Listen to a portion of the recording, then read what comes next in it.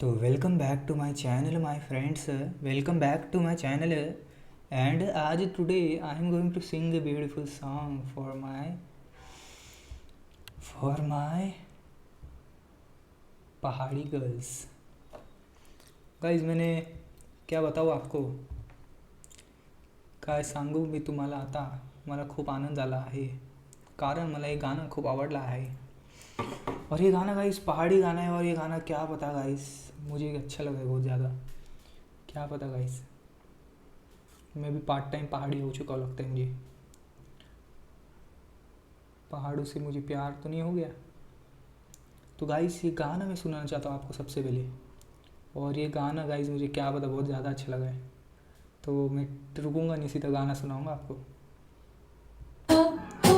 हो तू फ्योली हो जनी पिंगली पिंगली सी भोरा पड़ी मी तेरा रंगमा भरलो तो कैसा लग रहा था भाई? अच्छा लग रहा था भाई? तो पूरा सुनते हैं भाई, चलो। हो हो हो हो तू फ्योली हो जनी पिंगली पिंगली सी भोरा पड़ी मी तेरा रंगमा भरलो तू गैर हो जनी टिमटी म्याणी सी जून बनी की सदनी पैदा गड़ेरो दिन बिसरे जाना छोरी नी बिसरेंगी तेरी यादा किसधरू किसरेगे तिरु दिनु समलो रुमाला हो दिन बिसरे जाना छोरी नी बिसरेंगी तेरी यादा किले खीसा धर्यो खीसा रहेगे तिरु दिनु समलो रुमाला। तो गाइज़ ये गाना था वो, और मैं हैंडसम तो दिख रहा हूँ ना गाइज़? हैंडसम तो दिख रहा हूँ ना मैं? ऐसा तो नहीं लग रहा मैं हैंडसम नहीं दिख रहा हूँ? नहीं तो मेरे से लड़कियाँ इम्प्रेस होनी चाहिए ना गाइज़ आज। तो आज तो मैं गा के जाऊँगा गाइज़। तो दिन बिसरे लिरिक्स इन इंग्लिश। मैं पहाड़ी नहीं हूँ गाइस, बट मुझे क्या पता पहाड़ियों से प्यार हो चुका है। क्या पता पिछले जन्म में मैं पहाड़ी तो नहीं था, मुझे ऐसे लगता है। तो मैं भी ट्राई करूँगा गाइस, थोड़ा सा प्यार से गाने की कोशिश करूँगा, और हंसना मत मेरे ऊपर बस, गलत कुछ गा दिया तो फॉर माई पहाड़ी लवर्स। हो दिन बिसरे ਜਾਂਦਾ छोरी नी बिसरेंदी तेरी यादा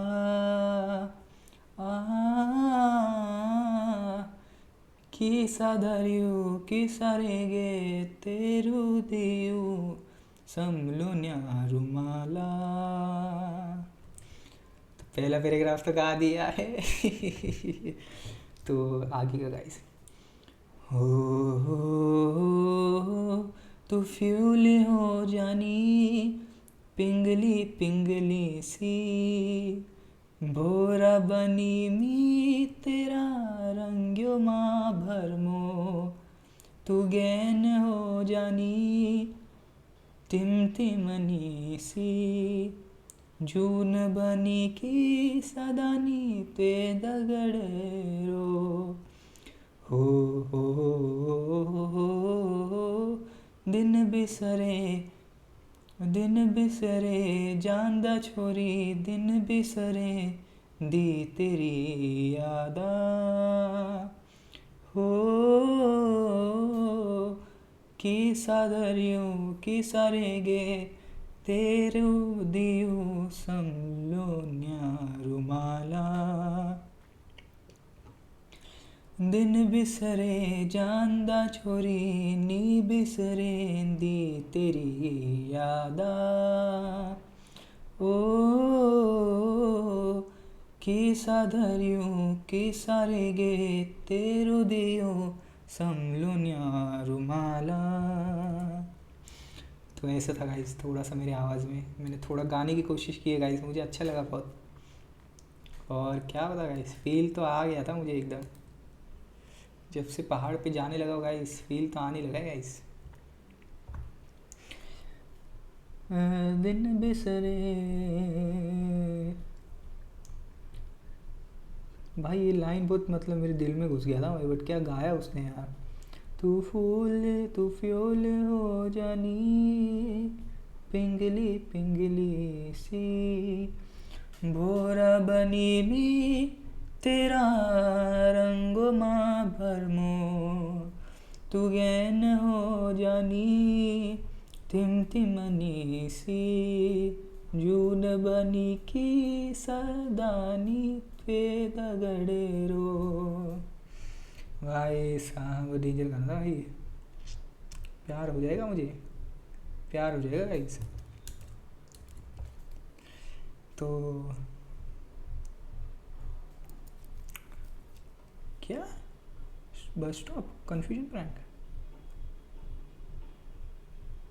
तो फ्यूल हो जानी टिमटिमानी सी, तो फ्यूल हो जानी पिंगली पिंगली सी। कौन पहाड़ी होगी, कोई पहाड़ी देख रहा होगा गाइस, तो आप लोग मुझे मीनिंग तो नहीं बता गाइस, बट मीनिंग आप कमेंट्स करके मुझे बता सकते हो कि भाई इसका मीनिंग क्या था। तो आज देखने जा रहे हैं अपन दिन बिसरे, गाया ना भाई, अभी क्या वापस गाओ। धारी देवी लगा इसके पास, लगा, अरे अरे अरे अरे अरे अरे अरे भाई साहब ये तो कोई डेंजर लग रहा है। तो मैं देखने जा रहा हूँ गाइस बिरला मंदिर लोग, दिन बिसरे तेरी याद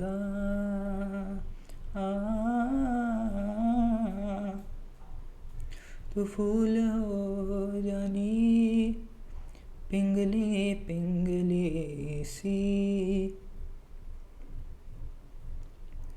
तो आज मैं देखूँ क्या देखूँ, आज मैं क्या देखूँ, टेक्सोर्स पिंक क्या है भाई, तो फ्यूल हो जानी पिंगली पिंगली सी, भौरा बनी मी तेरा रंग माँ बरो बरमो,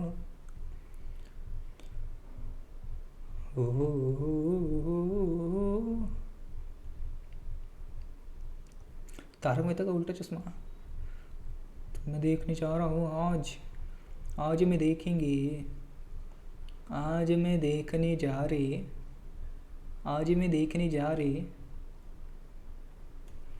आज मैं देखने जा रहे हैं, आज मैं देखने जा रहे हैं, जा रहे हैं। आज तो पहाड़ी देखते भाई, कुछ तो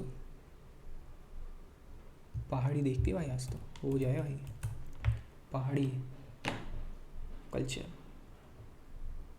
पहाड़ी कल्चर मुझे पता नहीं है गाइस, बट मैं देख लेता हूँ। अभी अभी क्या कर सकते, पता तो करूँ क्या क्या होता है। कोई सुंदर लड़की आ गई मेरे पास तो, पहाड़ी मैरिज, पूंछ की शादियाँ कैसे होती है, टिप्टी डिमरी टॉकिंग इन गढ़वाली, तो फ्यूल हो जानी पिंगली पिंगली सी। कुछ दिख रहा है भाई, कुछ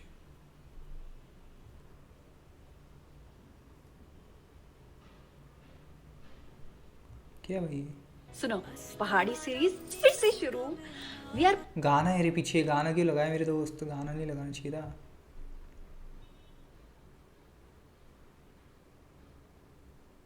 थैंक यू पावरी गरवाल। तो फ्यूल हो जानी पिंगली पिंगली सी, हो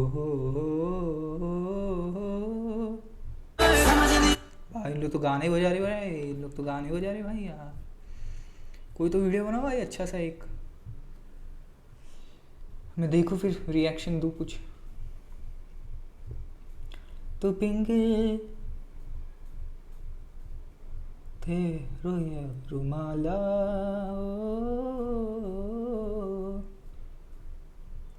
तू बिसरी सी पिंगली पिंगली। लास्ट डे इन वृंदावन 71 कुछ मिल रहा है क्या? अच्छा 24 hours range with Russian 50 singles 5 in real life. India is melting. India is melting. हम तो पहाड़ी लोग हैं भाई, हम तो पहाड़ी लोग हैं ब्रो। हम चाय नहीं पीते मेरे दोस्त, चाय पीते हम, चाय पीते हम। साउथ इंडियन का सॉरी, साउथ इंडियन लोग कैसे चाय पीते हैं भाई, मुझे तो डाउट होता है। ऐसे एक मेरे साथ एक अंकल ने मुझे बोला था।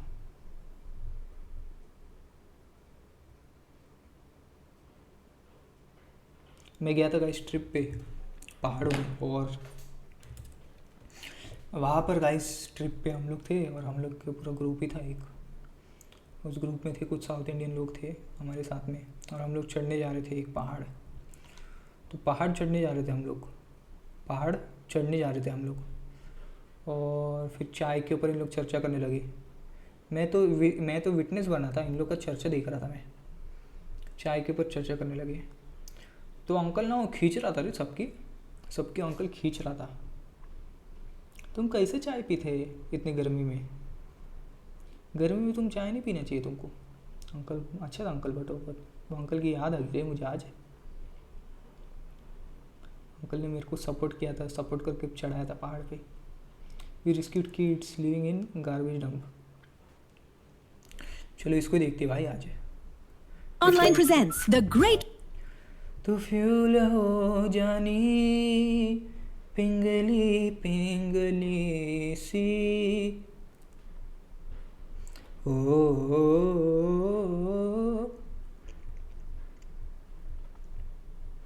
तेरा रुमाला।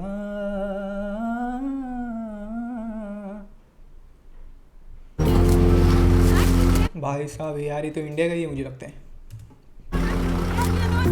ये इस देश में बनी कई डंप साइट्स में से एक है, जहां पर लोगों को लिटरली कूड़े के पहाड़ों से गुजरना पड़ता है, अक्सर जिसमें होती है नुकीली चीजें और जहरीला कूड़ा, जिससे कई सारी बीमारियां होती हैं जो अक्सर जानलेवा। और मिस्टर बिस्ट को मानना पड़ेगा, उसने जिंदगी बहुत लोगों की बदली है। मिस्टर बिस्ट मेरे भी अकाउंट में भेज दे।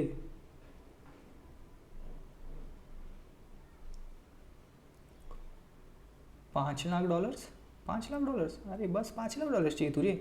ये ले भाई तेरा अकाउंट नंबर भेज, यहाँ स्वाइप भेज दे रे, ताकि वो दिन के बस $3 बना सके। और क्योंकि ये देश दुनिया का सबसे ज्यादा आबादी वाला देश है, इंडिया हर साल 6.5 लाख टन कूड़ा का निर्माण करता है। और अमीर और गरीब के बीच की धन असमानता बढ़ने का मतलब है कि लाखों लोगों को सिर्फ सर्वाइव करने के लिए इस कूड़े को अलग करके बेचने पर निर्भर रहना पड़ता है, जो कि इन्हें इस साइकिल में फंसे रहने पर मजबूर कर देता है। ये दिल दहला देने वाला है। जब हमने ये प्रोजेक्ट चुना तब मुझे पता था कि ये बहुत मुश्किल होने वाला है, लेकिन मुझे आइडिया नहीं था कि यहाँ पर आना और ये सब देखना इतना दिल दुखाने वाला होगा। मैंने ऐसा पहले कभी नहीं देखा।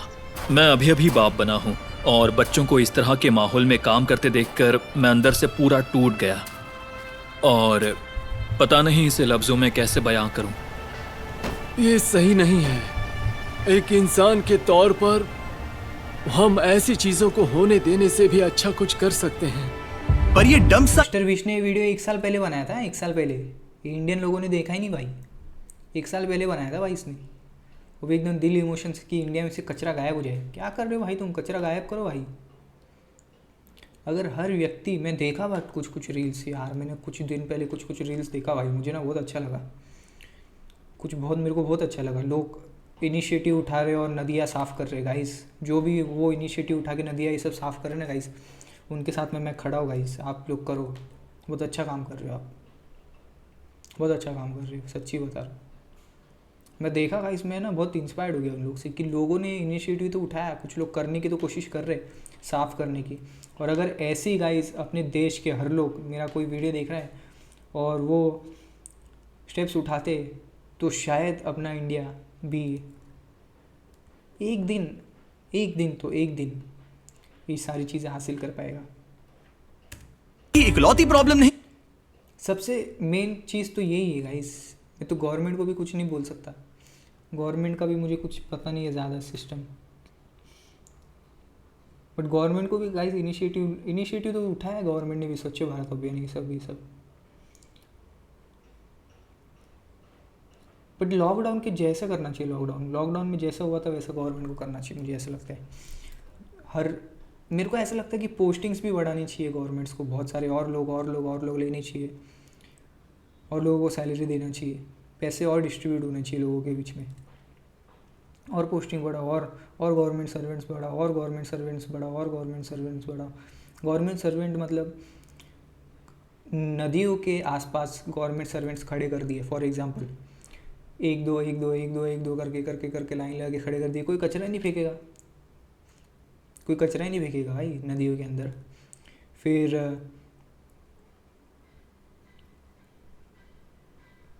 नेपाल में मैं गया था, एक चीज़ मैंने देखा, हर जगह पे थोड़े मीटर में ही लोग खड़े रहते हैं। मैंने देखा है वो चीज़, लोग खड़े होते 100 200 मीटर में। ऐसे होना चाहिए, मुझे ऐसा लगता है। यहाँ पर भी कचरा फेंकने पे फ़ाइन लगाना चाहिए लोगों को, लोग तभी समझ जाएगी, मुझे ऐसा लगता है। फ़ाइन मारना चाहिए। ट्रेन के अंदर भी हर डब्बे में एक व्यक्ति को रखना चाहिए, हर डब्बे में एक आदमी गवर्नमेंट सर्वेंट ट्रेन के अंदर। ऐसे सब सिस्टम्स किया ना गाइस तो ख़त्म, सब क्लियर होने लग जाएगा। आबादी का एक बहुत बड़ा हिस्सा इन शहरी बस्ती देखो ना, ये बंदा बाहर से आके ये लोगों की ज़िंदगी सुधारने की कोशिश कर रहे हैं रहता है। ये गरीबी और यहाँ रहने के हालात बेइंतहा कठोर हैं। ये लोग अपने घरों को एक रेलवे ट्रैक के पास बनाने में मजबूर हो गए हैं। हम महाराजा अरे मुंबई में नाम की एक औरत से अभी मिले, जिन्हें ठंड की एक सुबह कोहरे की वजह से ट्रेन से टकराने पर पैर गंवाने पड़े थे। अगर सच कहूँ तो ये हमारा अब तक का सबसे दिल दुखाने वाला वीडियो है जो हमने बनाया है। और भले ही ये प्रॉब्लम सुलझाना लगभग नामुमकिन लग रहा है, यहाँ ऐसी एक ऑर्गेनाइजेशन है जो बदलाव ला रही है। ये है शाफकत। इंडिया जैसे एक देश में गरीब लोगों से इस तरह बर्ताव होता है क्योंकि वो कूड़े का काम करते हैं, तो समाज इसी वजह से उन्हें अलग समझते हैं। शाफकत तिल जला शेड के मैनेजिंग पोस्ट पर हैं। एक ऐसी ऑर्गेनाइजेशन जिसे उनके पिता आलमगीर ने 36 साल पहले बनाया था, जिन्होंने कई साल इस बस्ती में कूड़ा उठाने का काम किया था। पर वो समुदाय के पहले और उन चंद लोगों में से एक हैं जो पढ़ना और लिखना जानते हैं। फिर वो एक स्कूल टीचर बन गए और जल्द ही समझ गए कि शिक्षा की वजह से उनके लिए मौकों के कितने दरवाजे खुल गए हैं। और इसीलिए 1987 में उन्होंने हर एक कमजोर बच्चे को क्लासरूम में डालना अपना मिशन बना लिया। हर एक इंसान को जन्म से ही अधिकार होते हैं। काम मिलने का अधिकार, अनाज पाने का अधिकार, शिक्षा पाने का अधिकार। गरीबी समय नहीं देखती, वो हर दिन संघर्ष कर रहे हैं। क्योंकि उन्हें कभी कोई शिक्षा नहीं मिली, इसीलिए छोटे बच्चे क्राइम कर रहे हैं। हमें वो सभी मौके इन बच्चों के घर की चौखट तक लाने होंगे। इनमें से एक बच्चा है अकबर, एक लड़का जिसने कूड़े के समुदाय में जन्म लिया था। बड़े होते हुए इसके पास परिवार के साथ कूड़ा साफ करने के अलावा और कोई रास्ता नहीं था ताकि ये सिर्फ सर्वाइव कर सके। उसका मतलब ऐसी जिंदगी जिसमें ना ही शिक्षा है, ना ही सुरक्षा है, और सबसे बड़ी दुख की बात, ना ही एक उज्जवल भविष्य की उम्मीद है। लगभग 6 महीने पहले इसके पिता का देहांत हुआ था और उस वजह से परिवार पर बहुत प्रेशर आया था। अब इसकी माँ को कोई सहारा नहीं है और अब इतने सारे बच्चों के साथ पूरे परिवार को बहुत मुश्किल हो रही है। अकबर ने इस बाल मजदूरी की, इस गरीबी की, ऐसे प्रेशर की जिंदगी को नहीं चुना। किसी भी बच्चे को ऐसे नहीं रहना चाहिए। इसने गेट्स के बाहर से स्कूल देखे हुए हैं, पर कभी इसे क्लासरूम में मिस्टर बीस्ट तो मिस्टर बीस्ट है भाई, अंदर जाकर बैठ इसलिए मिस्टर बीस्ट को मैं सब्सक्राइब कर चुका हूँ और एक बार सब्सक्राइब कर रहा हूँ। का मौका नहीं मिला। ये 12 साल का था पर ये कभी स्कूल नहीं गया। ये जानता नहीं था कि ठीक से लिखा और पढ़ा कैसे जाता है। तुम क्या बनना चाहते हो? इंजीनियर। ये कहता है कि मैंने रोड्स पर बहुत सारी चीजें देखी हैं, लोगों की गाड़ियाँ खराब होते हुए, लोग मदद मांगते हुए, पर कोई मदद नहीं करता। मुझे इनकी मदद करनी है। ऐसे हालात होने के बावजूद भी इसने कभी अपने पढ़ाई करने के सपने को नहीं छोड़ा। तो शाफकत ने अकबर को एक मौका दिया और उसका स्कूल में दाखिला करवाया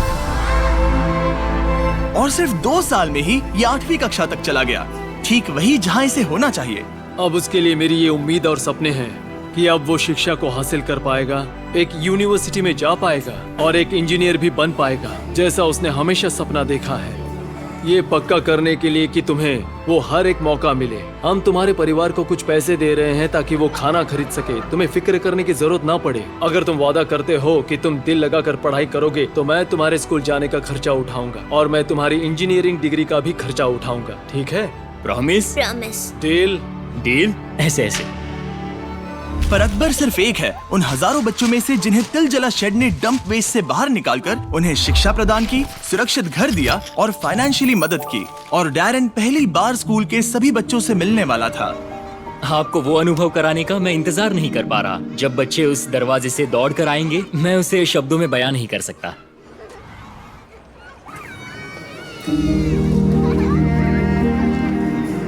शेड ने 20,000 बच्चों को एक बेहतर जिंदगी की राह पर खड़ा किया है। वो एक ऑर्गेनाइजेशन जो बहुत बड़ा बदलाव ला रही है, और ये बदलाव सिर्फ उन 20,000 बच्चों में ही नहीं, तो उन 20,000 बच्चों के परिवारों में भी आएगा, जो कि आगे ऐसे समाज में जन्म लेंगे जो कि उनके लिए खुला होगा और ज्यादा मौके देने वाला होगा। जब हम एक स्कूल का दरवाजा खोलते हैं तब जेल का बंद कर देते हैं।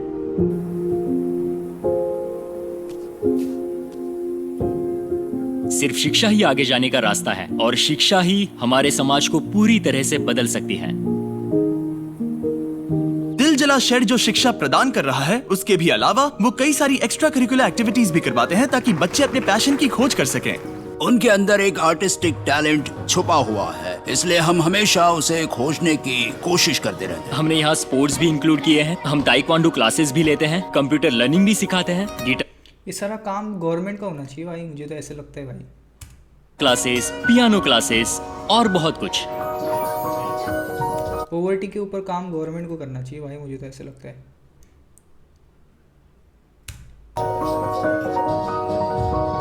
Thank you so much. फिर बड़े बच्चों ने डैरेन को उनके कुछ साइंस एक्सपेरिमेंट्स दिखाए। ओह वाओ, देखो ये तो 3D है। हे, तुमने वो कैसे किया? मुझे बताओगे इसे कैसे बनाया? मतलब ये सब रिसाइकल होने वाला सामान है, गुडबोर्ड है, सब उसी से बनाया गया है। ये एक वाटर डिस्पेंसर है सर, ये देखो। शायद ये बहुत जरूरी है कि हम समझे कि ये बच्चे कितने इनोवेटिव और रिसोर्सफुल हैं।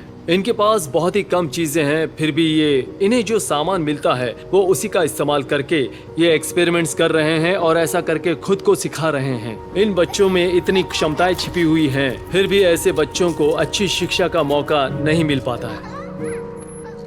तिलजला शेड का अपने समुदाय पर इतना बड़ा असर करने के बाद भी ये प्रॉब्लम इतनी बड़ी है कि अकेले सुलझा नहीं पाएंगे। इस समुदाय की बहुत सारी जरूरतें हैं और बहुत सारा संघर्ष है। हमें हमारे काम को बड़ा करना होगा। हमारे जैसी ऑर्गेनाइजेशंस को संसाधन जुटाने के लिए हमेशा ही दिक्कतें आती हैं, बहुत दिक्कतें।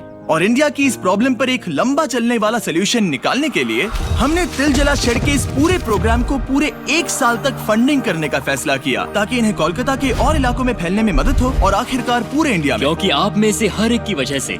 कोलकाता में क्या, मुंबई में नहीं है, कोलकाता में शायद।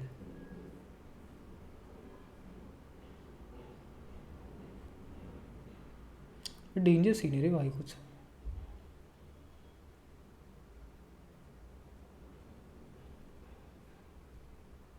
आपकी व्यूअरशिप ने बीस्ट फिलांथ्रोपी को सपोर्ट मिलने में मदद हुई है और एक रेसिपी होने के नाते हम बता सकते हैं हमें बीस्ट फिलांथ्रोपी से सपोर्ट और एक कमिटमेंट भी मिला है। आपकी ब्लेसिंग्स के लिए बहुत बहुत शुक्रिया। पर अभी एक और सरप्राइज बाकी है। शाफकत ने बताया कि बहुत से बच्चों को कंप्यूटर सीखने में दिलचस्पी है, पर लोकल लाइब्रेरी में सभी बच्चों को सीखने के लिए उतने कंप्यूटर्स नहीं हैं। तो हमने उनकी मदद की। हम और भी कुछ करना चाहते थे, तो हमने कुछ कंप्यूटर्स भी खरीदे हैं। कुछ दिन मुश्किल होते हैं, कभी चुनौतियां होती हैं, पर एक सोशल एक्टिविस्ट का काम ही होता है कि वो कोई स्ट्रैटेजी ढूंढे, उनसे बाहर निकलने का रास्ता ढूंढे, जिससे कि जो भी कठिनाइयां और चुनौतियां आए उन्हें वो पार कर सके। पर अभी हमारा काम पूरा नहीं हुआ। कुछ देर पहले शाफकत ने डैरेन को मोहेश और अधीर से मिलवाया। ऐसे 2 भाई जो 13 साल की उम्र से यहाँ पर कूड़ा उठाने का काम कर रहे हैं। वो एकदम सुबह शुरू हो जाते हैं और लगभग 12-13 घंटे काम करते हैं और उनके बड़े परिवार है। यही काम हम लोग कर रहे हैं। चुनू के बच्चा लोग को सरकारी में पढ़ा रहे हैं और यही सब कर रहे हैं। मोहेश ने डैरेन को बताया कि उसे हर रोज कूड़े को घंटों तक उठाना पड़ता है और वो ये सब इस सपने के साथ करता है कि एक दिन वो अपने बच्चों को स्कूल में भेज पाएगा।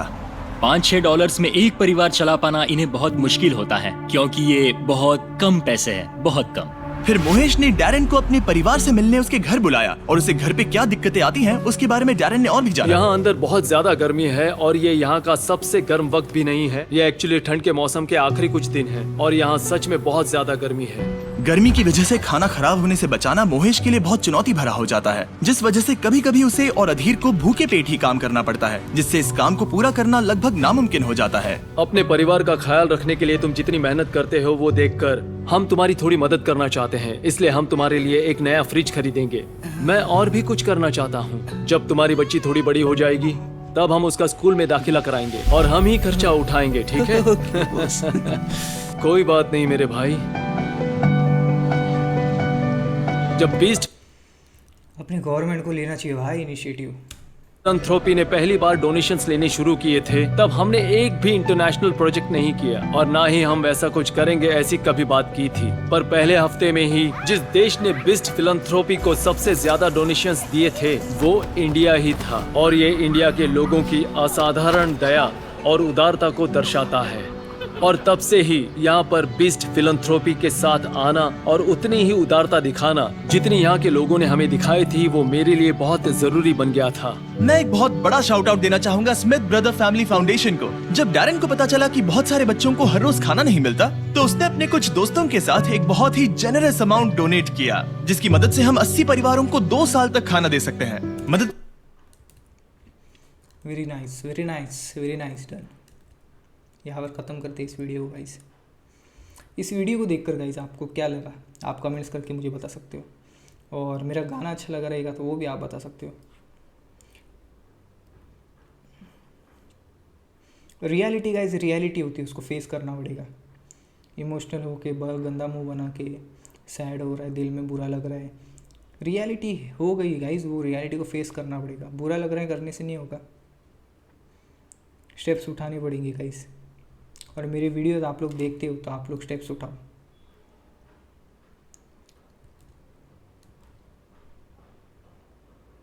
मुझे तो ऐसा लगता है एक नया डिपार्टमेंट बन जाना चाहिए, गरीबी ख़त्म करने वाला डिपार्टमेंट, जो ढूंढता है गरीबी किधर है, कौन से इलाके में गरीबी है।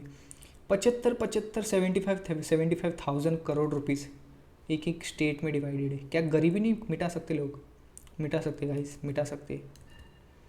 एक गरीब को 50 लाख रुपए भी दे दिए, 10 लाख रुपए भी दे दिया ना, वो तो पागल ही हो जाएगा, पागल दीवाना हो जाएगा। बोलेगा 10 लाख रुपए दे दिए मुझे, कुछ तो जुगाड़ करेगा, कुछ तो 10 लाख रुपए लेके किधर तो रहने जाएगा, चले जाएगा रहने के लिए 10 लाख रुपए लेकर। कहीं बाहर से आया है, लग रहा है बाहर से आए इन लोग, इंडिया के नहीं है, तो उन लोग को बाहर निकालो। पर अगर ऐसा लग रहा है कि भाई इनके वजह से अपना इमेज, अपनी कंट्री का इमेज डाउन हो रहा है, अपनी कंट्री में यूथ एक अच्छे लेवल पे भी है गाइस, ऐसा नहीं है कि गरीबी है बस, यूथ एक पावरफुल पैसे वाली यूथ भी है, बट वो गरीबी गाइस, वो गरीबी ख़त्म करना अपनी रिस्पॉन्सिबिलिटी है। वो डिफरेंस नहीं आना चाहिए। अमीरों और गरीबों में अभी डिफरेंस जो है वो बढ़ते जा रहा है, वो डिफरेंस को अपने को कम करना है। Okay my friends, sayonara.